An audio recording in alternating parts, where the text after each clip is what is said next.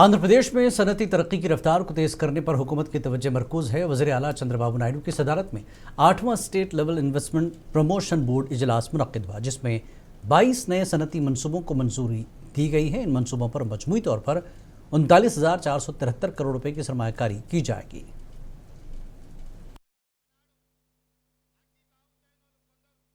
Of Chandrababu Naidu garu, the state government has unveiled 18 excellent industrial policies so far. Two emerging sectors, which they have identified for boosting the economy of the country and economy of the state is aero and defense manufacturing. Similarly, circular economy.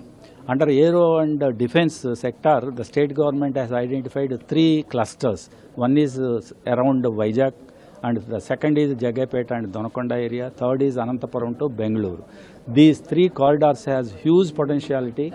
Under each corridor also what they are supposed to develop also they have identified. If we see in Anantapur and Bengaluru as a aerospace, and here that defense related in the Jagapeta corridor, and in the Vizag naval base related, navy base related defense equipment.